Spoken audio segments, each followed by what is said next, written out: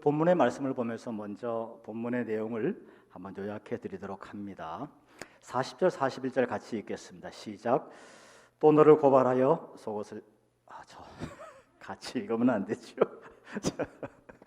제가 다 하겠습니다. 40절 41절.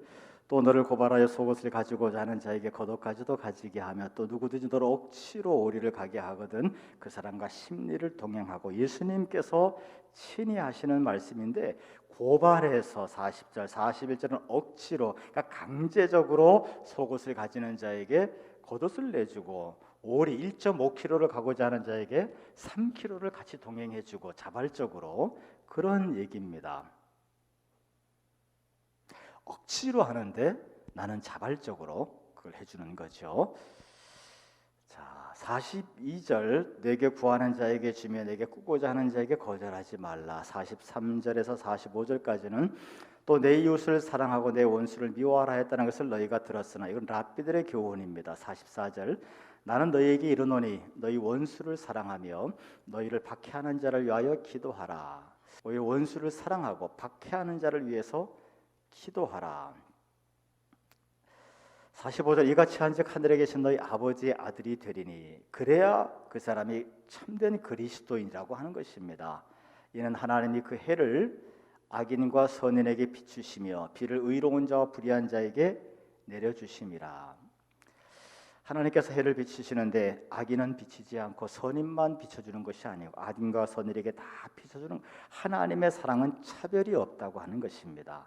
그것처럼 그리스도인들이 과연 뭐가 다른 점이 있는가에 대해서 예수님은 얘기하시는 거죠. 46절 너희가 너희를 사랑하는 자를 사랑하면 무슨 상이 있으리요 세리도 이같이 아니하느냐.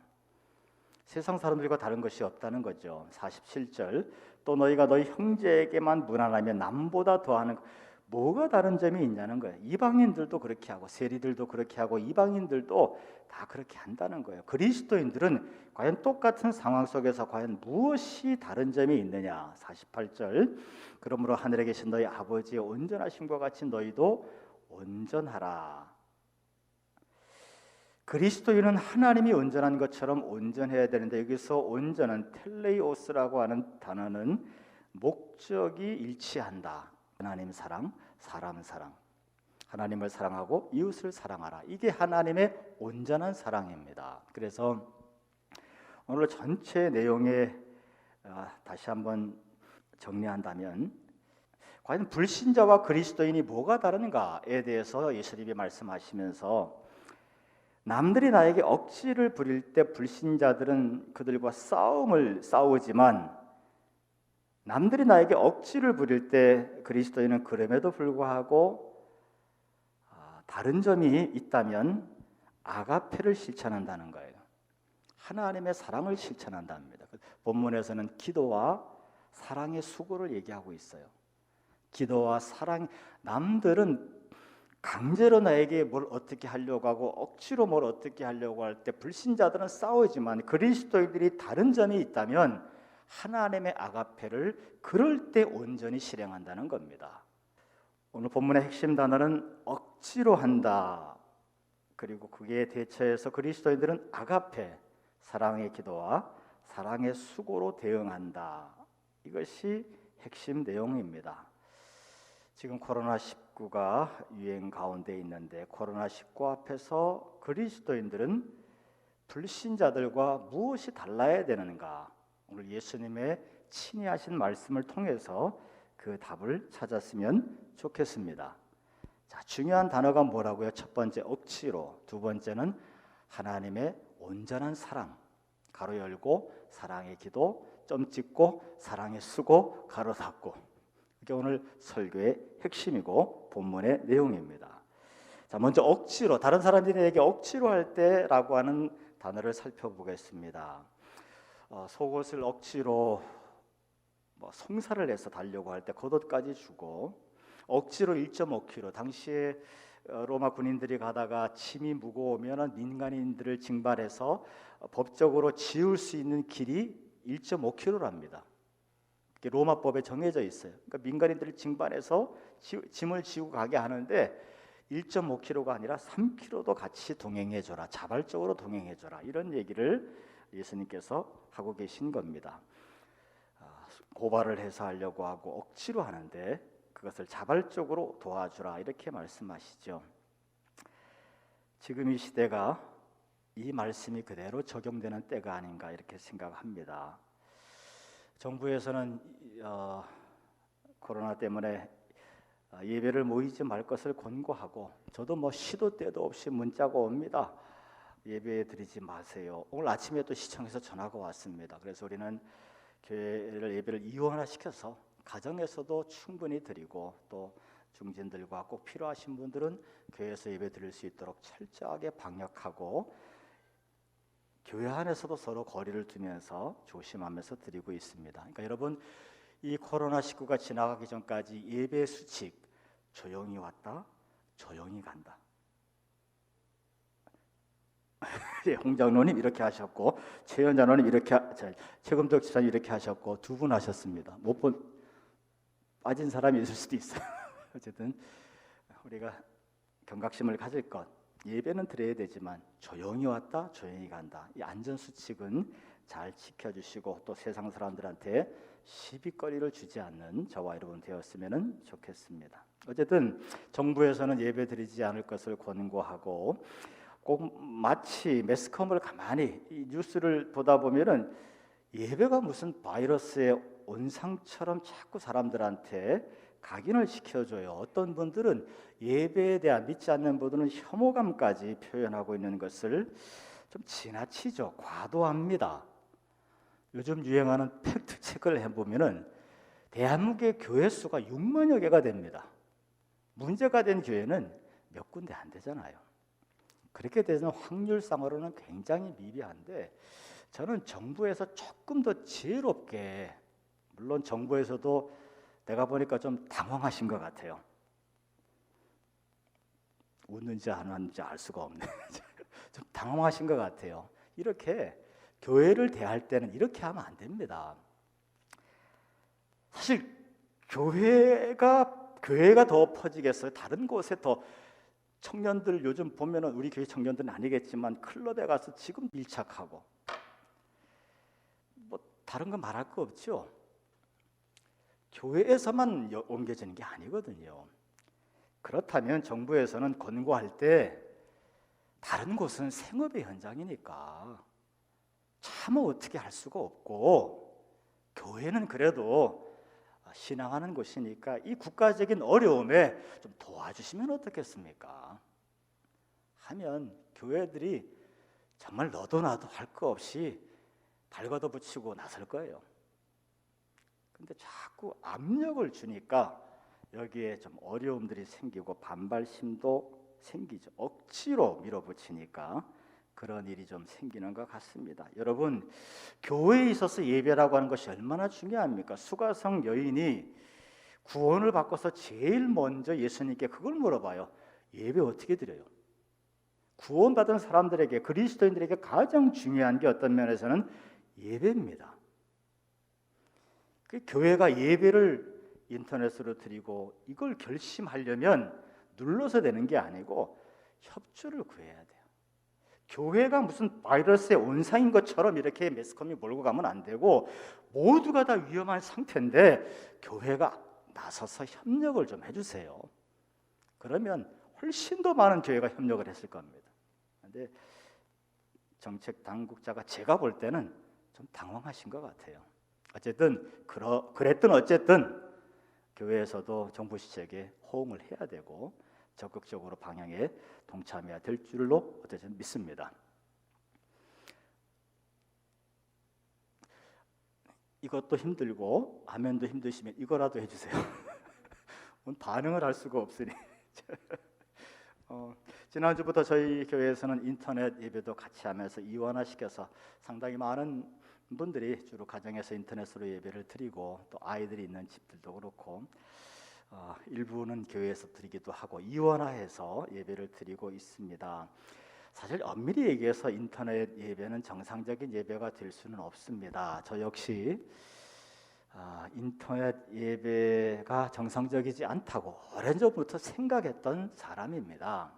그래서 어떤 제가 인터넷 예배를 결정하기까지는 참 많은 고민이 있었어요.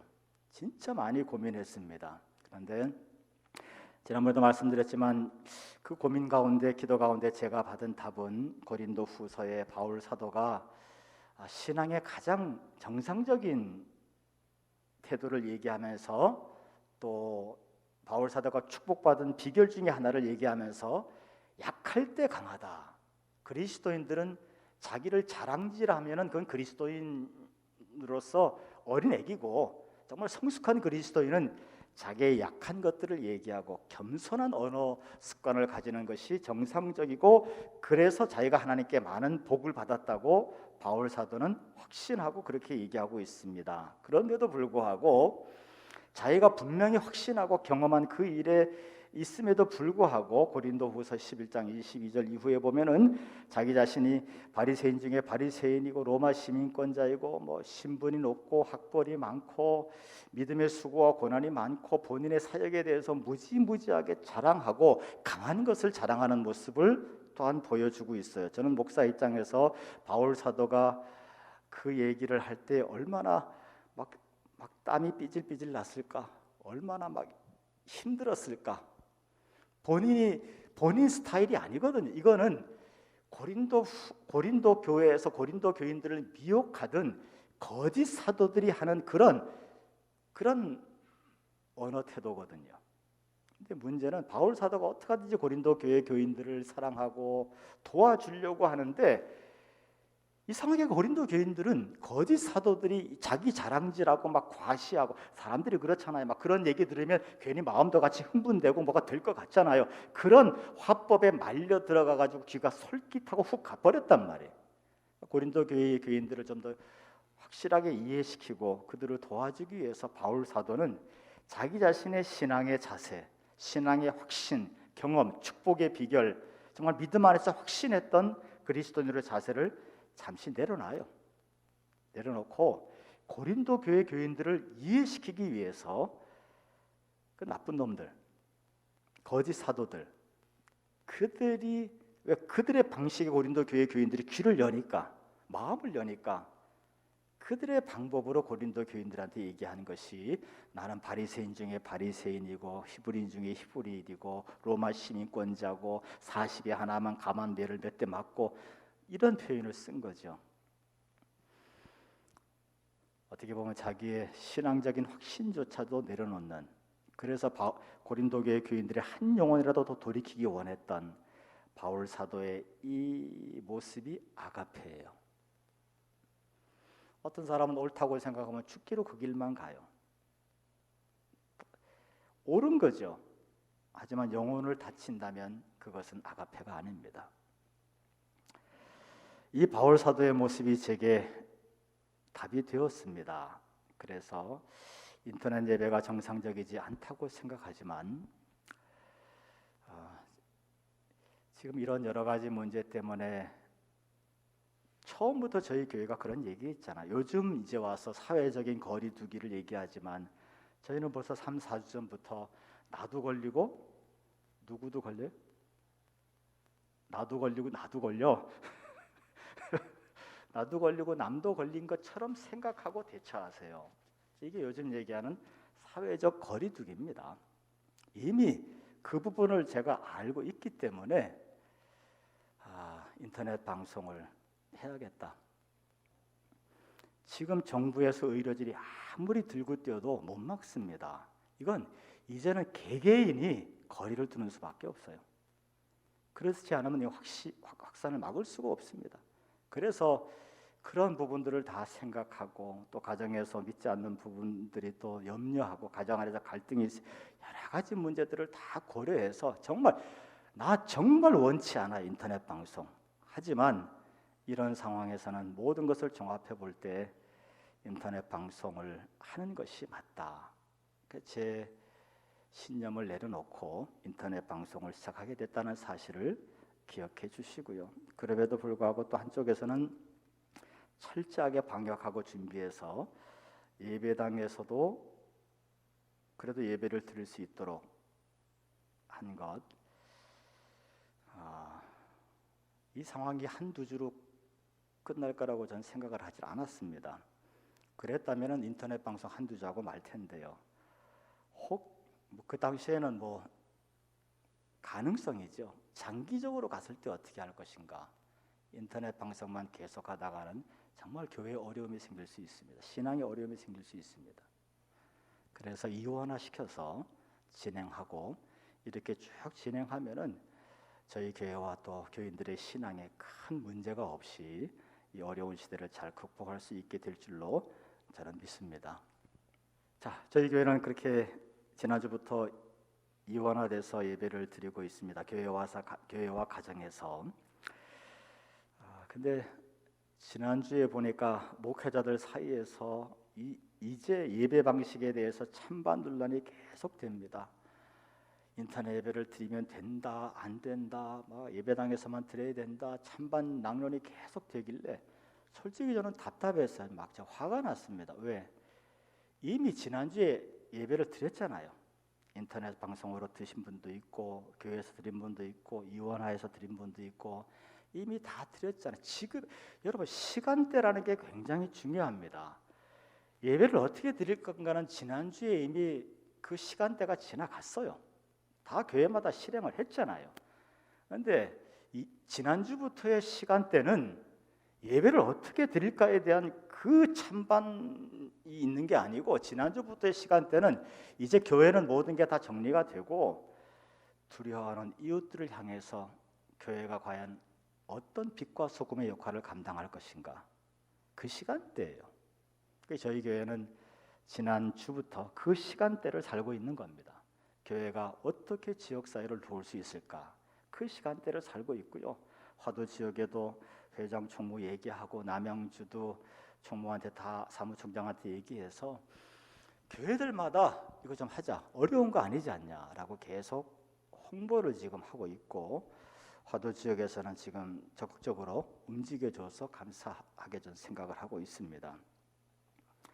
지금은 대한민국 교회가 예배를 이렇게 드릴 거냐 저렇게 드릴 거냐 그거를 고민할 시간대는 지났어요. 하나님의 시간대라는 게 있습니다. 이제는 교회가 상황이 끝나기 전까지 어떻게 이 지역사회를 섬길 것이냐, 불안해하고 떨고 있는 이웃들에게 조금이라도 도움이 될 것이냐, 또 여러 가지 생업에 어려움을 겪고 있는 사람들을 위해서 정말 절실하게 기도해주고 아멘 기도하고 섬길 때예요. 그 시간대입니다. 언제까지? 상황이 종료될 때까지.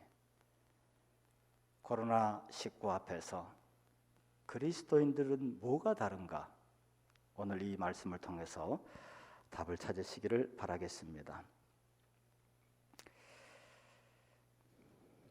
제가 한번 언젠가 설교한 적이 있습니다. 절망이 품고 있는 하나님의 희망을 보라.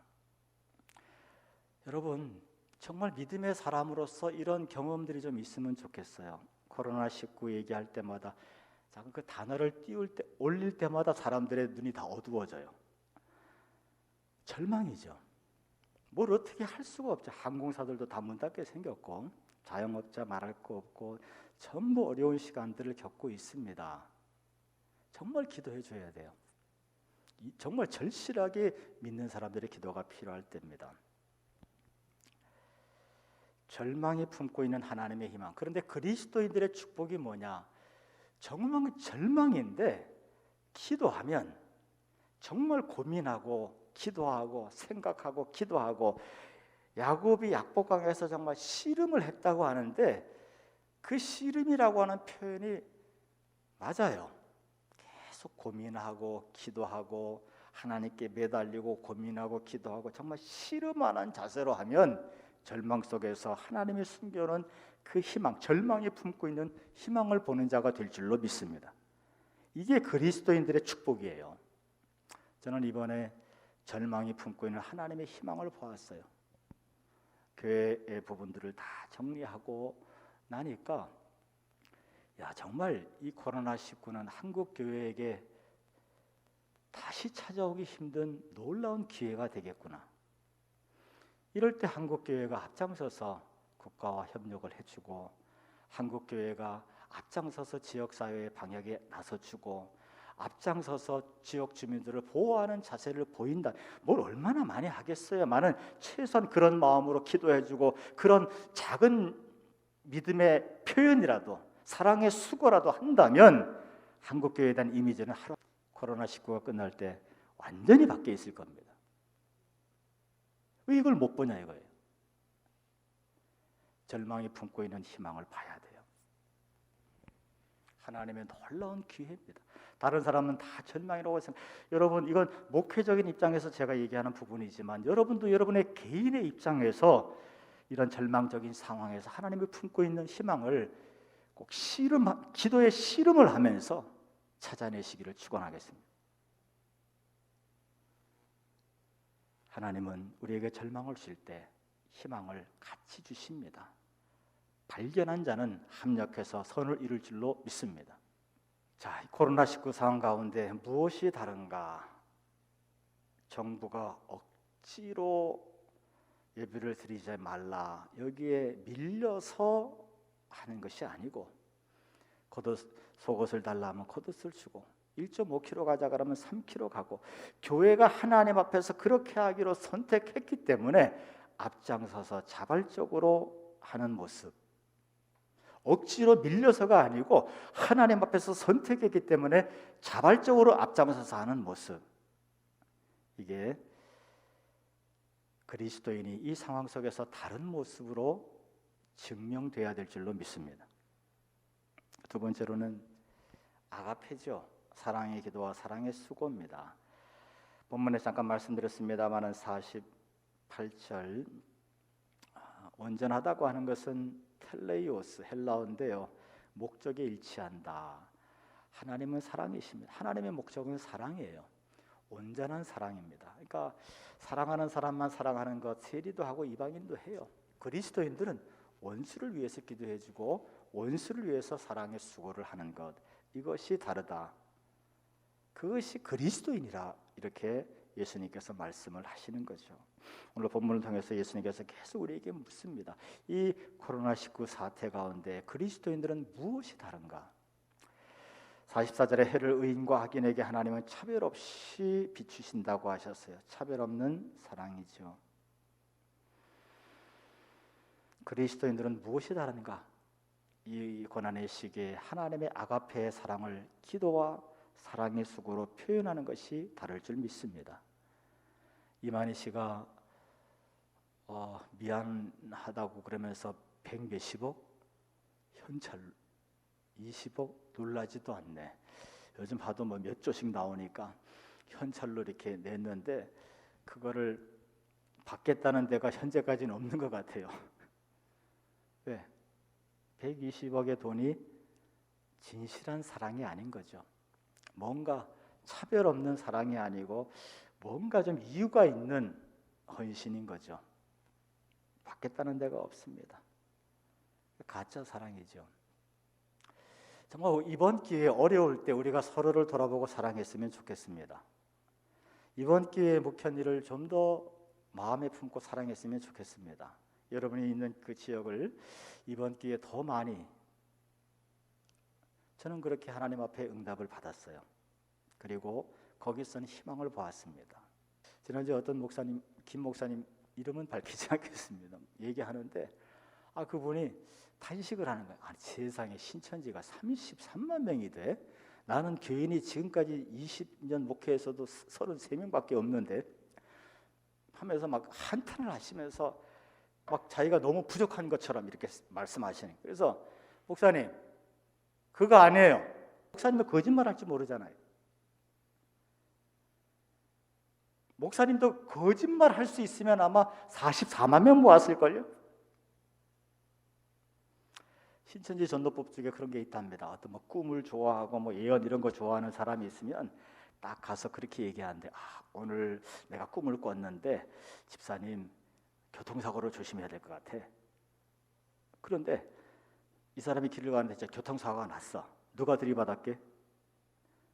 신천지 교인들이. 그게 모략전도랍니다. 그러니 그 사람 말을 신기하다고 쫓아가겠어, 안 쫓아가겠어? 거짓말. 목사님이 능력이 없어서가 아니고 목사님은 정직하기 때문에 오히려 더딘 거예요. 하지만 그게 진짜입니다. 아가페에 대해서 지금 우리가 억지로 강제로 뭘 어떻게 한다 할지라도 자발적으로 더 사랑으로 기도하고 수고해야 될 때인 줄로 믿습니다. 44절에 박해하는 자를 위해서 기도하라 그랬어요. 어떤 분들은 정부가 교회를 탄압한다고 피의식을 갖는 분들도 있습니다. 그럴 수도 있고 아닐 수도 있고요. 그런데 무슨 상관이 있겠습니까? 그리스도인들은 그럼에도 불구하고 기도해야 돼요. 정부를 위해서 기도하고 의료진들을 위해서 무엇보다 기도하고요. 지금 젊은 간호장교들 졸업하자마자 다 대구 내려가서 봉사한다 그러잖아요. 얼마나 아름답고 참 기특한 모습입니까? 기도해야 돼요. 또 이 지역이 코로나 때문에 물들지 않도록 위에 지역을 위해서도 기도해야 되고, 어려움 당하고 있는 사업하시는 분들을 위해서도 정말 기도해야 되고, 지금 어려운 시간들을 지나가고 있습니다. 서로를 위해서 더 많이 위로하고 격려하고 기도하는 저와 여러분 되시기를 축원하겠습니다. 그래서 새벽에 기도 제목을 보내요. 요즘 셀 리더들이 무척 바쁩니다. 퍼 나르느라고 카톡으로 기도 제목 보내면 꼭 전부 다 셀원들한테 보내셔서 1분이라도 기도하게 하세요. 정말 기도할 때입니다. 절실하게 기도할 때입니다. 금요일 날 기도 제목 보냅니다. 꼭 기도하세요. 제가 정말 부탁하겠습니다. 새벽 기도 늦게라도 좋습니다. 금요 기도 제목 늦게라도 좋아요. 꼭 기도하는 저와 여러분 되시기를 바라겠습니다. 원수를 위해서, 핍박하는 자를 위해서 기도하라 그랬잖아요. 그게 다른 점이라는 거예요. 누가 뭘 어떻게 하든 핍박하든 뭐 정치적인 의도가 있든 다 필요 없고요. 그리스도인들은 기도해야 돼요. 그리스도인들은 뭐가 다른가? 기도한다는 점에서 달라요. 그런 그리스도인들로 드러나시기를 축원하겠습니다.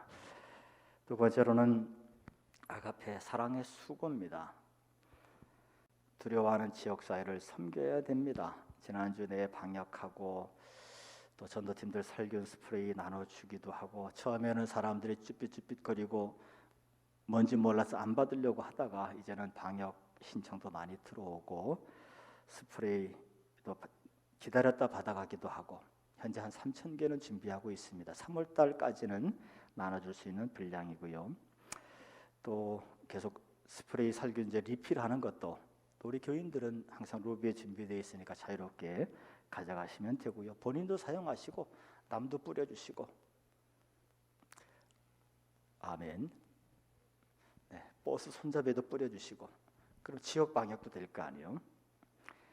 잠깐 재정이 아무리 힘들게 되더라도 이거 끝날 때까지 계속 해야 되지 않겠나 생각합니다. 대구에서도 보면은 미국 ABC 방송국에서 대구 코로나 확진 지역을 취재하러 왔다가 처음 생각은 무슨 폭동이 일어나지 않는가, 굉장한 혼란에 빠져 있지 않은가 그랬는데, 기자가 와서 보니까요, 서로 힘든데도 서로 배려하고 격려하는 모습들이 보이고요. 대구의 그 청년 상인들 정말 본인들 얼마나 힘들 때입니까? 그때 도시락 만들어서 의료진들한테 제공하고, 또 스테이크 사장님도, 그 고깃집 사장님도 도시락을 만들어서 전달하고 서로 격려하고 위로하는 모습, 참 보기가 좋습니다. 방송에서 그걸 크게 다루어서 전파했다는 소식을 들었습니다. 생업을 접고 온 의사와 간호사들도 있고요. 큰 교회들은 수련관을 내놓기도 하고, 일단 맞고 봐야죠. 지금 시간대는 더 철저히 경각심 가지고 우리들이 조심해야 될 뿐만 아니고 지역사회를 위해서, 방역을 위해서 섬기는 사랑의 수고가 절실하게 필요할 때입니다. 사랑의 기도와 수고가 필요합니다. 제가 한 몇 번 그 말씀을 드렸는데 20대 초반에 교회에서, 그때 교회에서 먹고 자고 처리하는 게 일이었으니까요. 교회 처리하면서 잠을 자고 있는데 말이 처리하지 한 2시간 기도하고 자요. 자는데 꿈에서 꿈이에요. 꿈입니다. 꿈 같은 얘기 하는 건데 교회를 막 누가 핍박하고 있는 거야. 교회를 막 누가 핍박하는데 속으로 왜 저럴까 저 사람이. 근데 그 사람이 저한테 막 소리를 지르는데 핍박하는 이유를 얘기하는 거예요. 교회가 꿈이에요.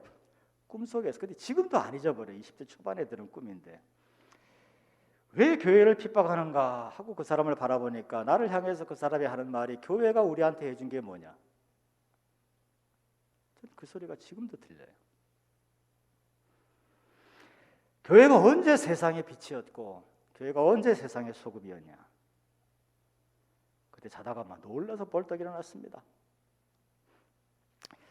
코로나19 앞에서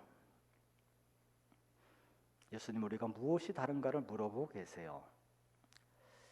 한 주간 이 코로나19 앞에서 그리스도인 된 우리가 무엇이 달라져야 되겠는가, 어떤 모습으로 드러나야 되겠는가 기도하고 행함이 있는 사랑의 수고와 기도가 있는 저와 여러분 되시기를 축원하겠습니다.